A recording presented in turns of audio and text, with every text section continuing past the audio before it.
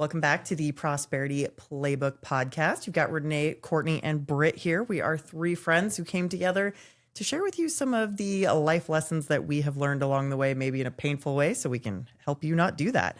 Our last episode, we kind of talked about some of the drama in the holidays and how to survive that. And we wanted to kind of take that right into a little bit more narrow topic around gift giving, because I feel like everything has gotten so commercialized and it's gotten so crazy. And I know myself, we always end up spending a stupid amount of money on Christmas gifts and nobody even remembers what they got 3 days later. So we're going to talk about that today. My favorite gift that I've ever given was my dad didn't have any photos from his life. He didn't have any photos from his childhood or his teenage years. And so I ended up basically obtaining a box, like a shoebox of photos from my grandma's house that had his baby photos and his teenage years. And I ended up making a scrapbook that was in chronological order from his hospital baby photos and his little baby bracelet from the hospital all the way up until he married my mom. Impressive. It took me months and months to put it together, but it's still to this day my favorite gift that I've ever given because it had so much meaning behind it. That's awesome. That is really cool. One of my favorite ones I did actually was for my dad last year. He is a team roper, a rodeo cowboy, and he has tons and tons of belt buckles that he's won over the years. And he's had some different things that he just has displayed him in the past. And he actually had a fiance for a while that didn't like the cowboy themed stuff at all, and she made him get rid of all of his display stuff. And so anyway, luckily she's gone. But so Did this stuff come back? well, he has a world champion saddle that he won, and she didn't want that in his house. But a whole nother episode. But yes, so some of those things are back. But he used to have this really cool coffee table that displayed all of his buckles in, and that was gone. And so now I got him it's kind of like a big wall mount thing that has shelves on it, and it's got a cowhide back and everything. And then I went through all of his buckles because he gave them to me at that point because she didn't want them around. And I picked out all my favorite ones and I shined them all up, and then I displayed them all in here and gave him that. And he loved it. Yay. That's so special. Especially when you've kind of lost something and then you get it back. That's amazing. Yeah. We used to have a store downtown Bozeman that put together shadow boxes, and I did one of those for my ex-in-laws one year. That was really fun. I love putting all the memories in there in that creative way. Yeah. Well, back to what you said, Britt, about the photos. I think photos is an excellent gift. I mentioned in the last episode we did a photo shoot for my mother-in-law for Christmas last year. That was our gift. All the kids got together and said, we're going to do this photo shoot. And we're all going to show up for it was the big gift because there's a lot of us to try to get everybody together. And we made that work. So I'm going to do photo albums this year for the grandmas and the moms and that kind of a thing. But on that topic, just something total sidebar. Moms never had pictures taken of us. We are always behind the camera in the kitchen doing all the things. And so I feel like when I go back and I look at my photo albums from when my daughter was younger, there's lots of pictures of her. There's pictures of her with her dad or her cousins, but there's very few of me and her. So think about that. If you're the dad or maybe the older kids, make sure you get mom in some of those pictures because you're going to want those pictures of her someday when she's older. And it's going to mean a lot to her that you take the time to take those pictures. Totally agreed. Absolutely. There's a bunch of different creative ideas that you can come up with. So I think another one that I really like and that I have had personal experience with is family recipes, especially if you attach a story to a recipe. So my grandma has this recipe book that she's had her entire adult life. And so every single recipe that's in it has all sorts of notes scribbled on the sides and whatnot. And my mom gave me a bunch of those recipes, with photocopies where she could have just, typed it out. But it's so special because you can see all of grandma's notes in there. And she'll have written little notes about took to Scott's, birthday party, 7th birthday party or whatever. And so it's really cute to get those little personal touches in or there. even where the recipe originally came from. Yeah, absolutely. My stepsister put together all my mom's recipes into a hardbound book, and it had where the recipe originally came from, like what person my mom got it from. That's or cool. The church. Yeah, because it adds so much more backstory. It makes it more personal, and yeah, I love that. I think it does. Well, and I think you'd be surprised who wants those recipes. When my husband's brother got married several years ago, that he asked me for some of my recipes for his wedding present. I was like, sure. So I still got him a regular present, but on the gift tag, I wrote out the recipe cards for my lasagna and my enchiladas is what he wanted. I was like, I don't even have recipe cards for these things, but I made it up for him so that they could recreate it. And he was totally jacked to get that. I had a friend that always asked me for my recipes, and I was like, well, I don't exactly have them because I will look in recipe books, and that's just a suggestion, and then I doctor it up some other way. Yeah. One of my favorite things that we did when I was a kid, I was in like 2nd grade, but they had us create a class cookbook where we would bring one entree and then one dessert recipe, and we made a class cookbook with all of our family recipes, and it was really special. And I remember still to this day some of the conversations that we had about it, because there was a girl who learned that her mom's like famous chocolate chip cookie recipe was the recipe that's on the back of the chocolate chip bag. And she was like, for years and years I was bragging about this recipe, and it turns out this is where it came from. And I was like, well, clearly it's been tested and tried and true, so there's a reason it's so good. But that's right. That was one of my favorite things that I ever did as a kid. I brought this topic up because this was my conversation this past week and my debacle of Christmas shopping. Trying to be proactive, because I used to be able to buy gifts throughout the year if I went traveling or would just find things. And I actually keep a running notepad list on my phone of ideas for people, or if I heard them say something. And then I have to write down that I actually got it, because I used to have a Christmas closet to be able to store everything in, but you still forget. Like, totally. Back in February, I bought somebody something. And it's getting harder and harder to figure out what to buy as my son gets older and he needs tools, or he has everything that he needs. Yeah.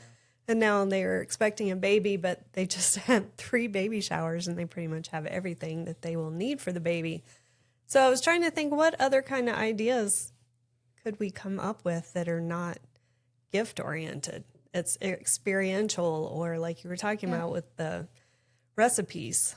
I do really like doing a future experience coupon, or doing like just go ahead and book it.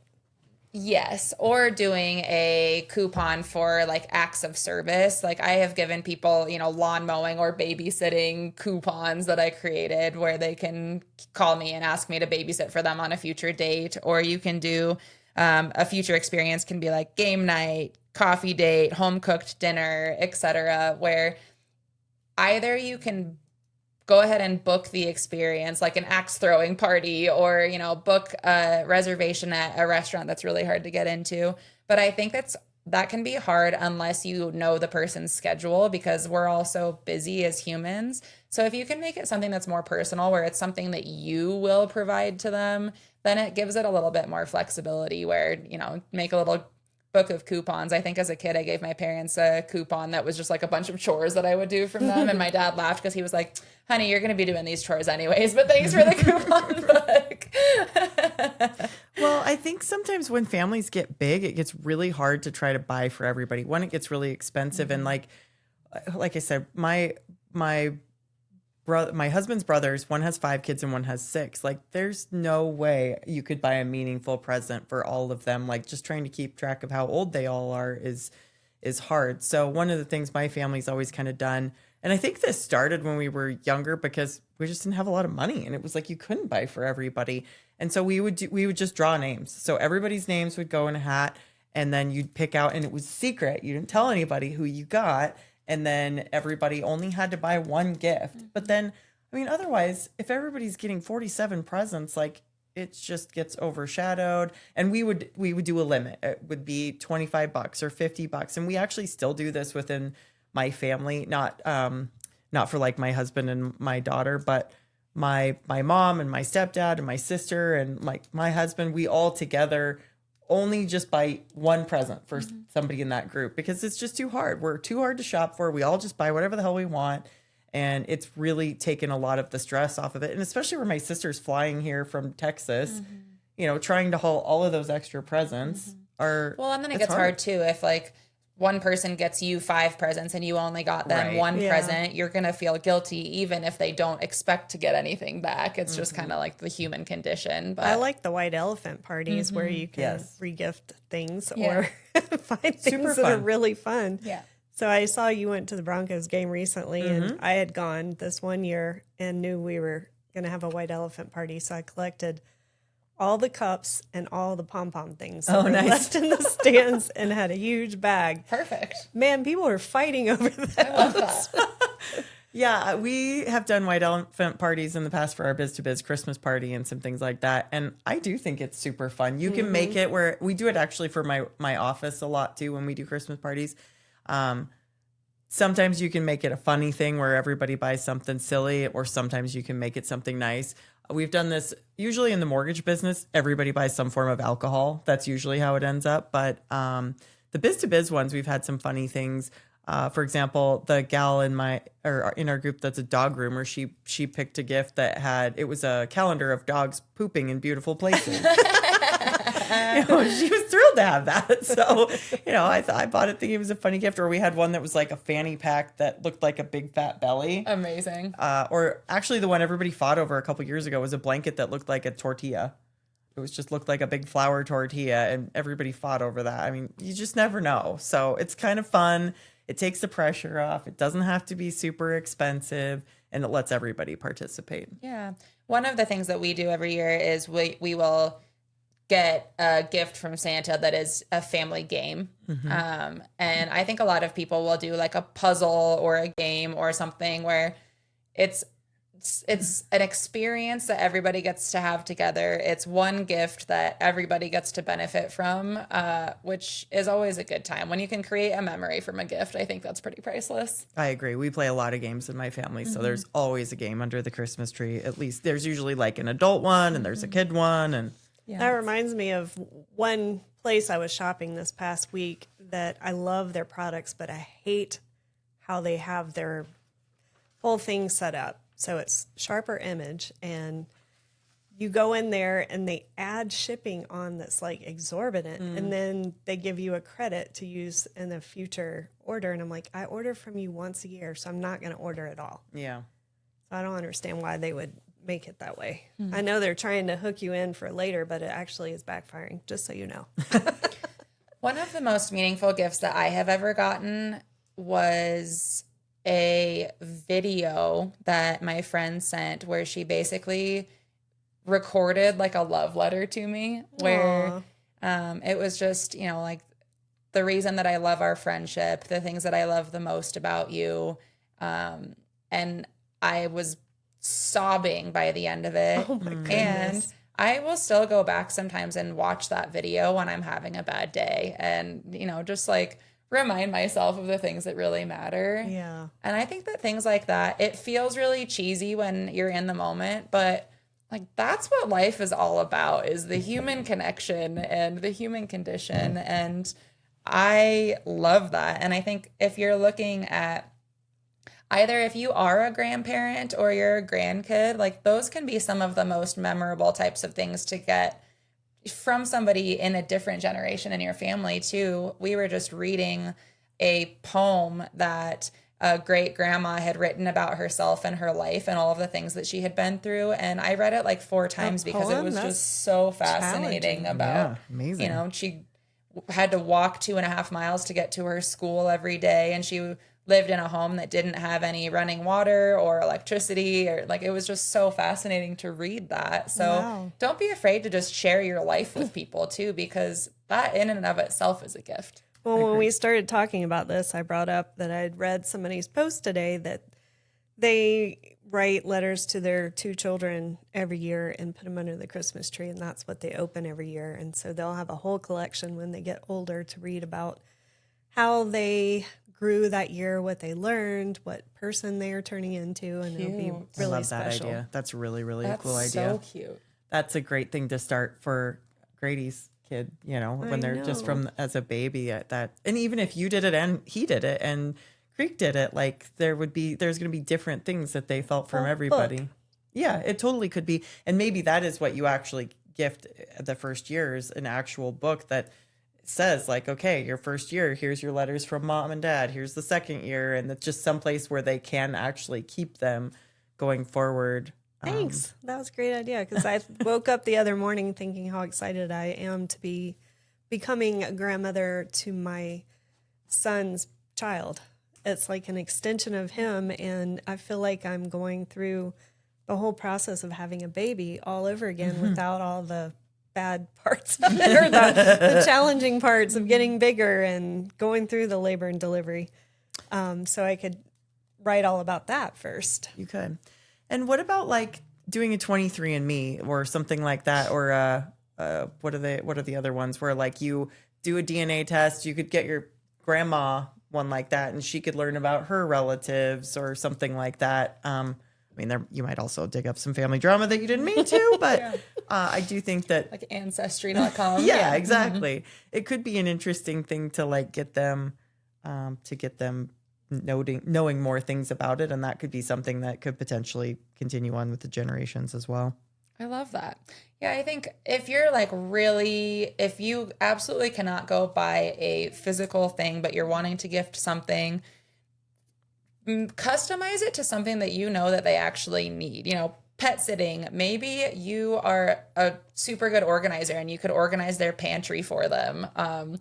Something that I recently did for a friend that like changed her whole life. Her seasoning cabinet with all of her spices for cooking was an absolute shit show. And so I went and printed a bunch of sticker labels and just put the labels on top of the lids so that instead of having to pull it out to see what it was, you can just see it from the top. And then I alphabetized her cabinet.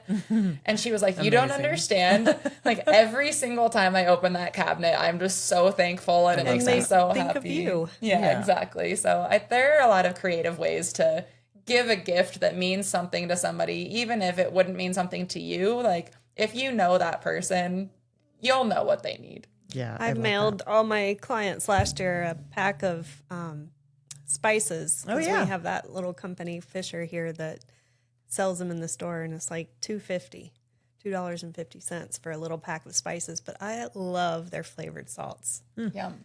That's a great idea. And it could be even with a recipe that would go with it. Or I like the flavored olive oils and stuff like that. That's always one of my favorite things. I am actually really weird. I don't love receiving presents. It's very awkward for me. I don't want people to spend money on me because I feel like I'm already spoiled and I already buy what I want. And it's very awkward for me to open presents. So I really like don't love getting presents. But I actually, you know what? My mother-in-law, I can't remember if it was last year or the year before, like she bought me that softbox right there. And I loved it because she knew that I was starting to shoot more content and things like that. And she knew it was something that I actually had wanted.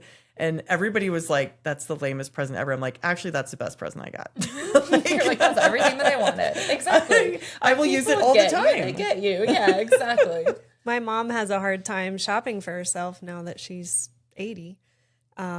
So I just called her and I said, what clothes do you need? Because it's hard for her to go out and get them. So she gave me a list of stuff she needed. I do think that's a really good point. Honestly, like my mom and I, for our birthdays this year, just asked each other what each other wanted and bought those things because I think we put so much pressure on ourselves to make it a surprise. Yeah, like exactly, to get the perfect gift, and we want to see the look on their faces when they open it. Totally. But then there's all this pressure when you're opening it to like, okay, I have to pretend I like this even if I don't. Right. And we both were thrilled with the presents that we got because it was something that we wouldn't have bought ourselves, but that we really wanted. And so I just want a gardening knife so I can like thin out all the plants in my yard and chop them in half. It's really hard to do with a shovel. Grady, she wants a gardening knife. Well, that's true. Those practical things. My dad actually got me some really nice knives one year. I used to make all my own dog food, and it was like, he just bought me these really, really sharp knives. He used to be a butcher way back in the day. And so like he knew exactly what I needed for this project, and they were the best things ever. So yeah, I got a nice knife last year too. These fingers don't look the same anymore. At least they're still there. One other thing that that's kind of become a tradition in our house, not specifically around the gift, but Lexi, she always wants to open presents early, and I've started letting her. So like we'll do one present per day, like kind of leading up to it. And they don't have to be big presents, but I love that she gets to actually really enjoy that present, because I feel like otherwise it's Christmas morning and you open a whole bunch of things and you're like, you don't even remember what all you got. But if you only get one thing per day and you open that one thing and maybe you're excited about it and you're like, oh, dang, I actually really like those leggings and that shirt, and otherwise it might have gotten overshadowed by whatever maybe the big present was or something like that. So that has worked really well. And the thing I hate the most about Christmas morning is all of the shit that's opened and then it just lives on the couch forever and nobody puts it away. This takes away that, because all the things get put away just one thing at a time every night. And all the wrapping paper that's not recyclable. Right. We always used to open one on Christmas Eve, and it was for exactly that reason. We would enjoy it so much more because you get more time with that thing. Yeah, exactly. So I always wrap like individual things, even if they're just small things. And so we start a little bit early on the presents, and I think I think it's a fun thing, and it's worked out really well, and it's one more thing I can say yes to. Yeah, I love it. Well, I would say happy holiday season to everybody. Try not to stress out too much, and just remember that the best gifts are the ones that make people feel seen, and you don't need to spend money to give something memorable. One thing I do want to mention here really quick that I think is actually really important, if there are still Santa bringing gifts in your house, I think remember that the Santa gift should probably not be the biggest gift, because if your little kid goes to school and says Santa brought me an Xbox, and the kid down the street got socks and underwear from Santa, then that's a really hard thing for little kids to understand. So I always try to encourage parents, you should take credit for the big stuff, right? Like, be the one that gives the big fancy gifts, and let the Santa gift not be the cornerstone thing or the favorite thing. Make it something simple, because then you're not making another kid feel bad when you didn't mean to. I heard that, Cornerstone. Renee works for Cornerstone. I couldn't think of a better word. No, it was good. I just thought it was funny. I was just going to say real quick, my parents used to always put out the Santa stuff after we gone to bed, and my sister loved to tell me what was coming inside and spoil the whole thing, and I go, la, la, la, la, la. So what did you guys leave for Santa? I said on the last episode we used to leave smoked oysters and Coors Light for Santa, which is absolutely a true story. That's hysterical. So funny. We left milk cookies and carrots for the reindeer. Yeah. Okay. Yeah, we did do the carrots thing as well. So comment below. Let us know if you've got additional tips, things that we didn't talk about here. You have good gift ideas. We want to hear what you got. And I also want to know what you left for Santa. So please share. Here's to empowering each other one story at a time.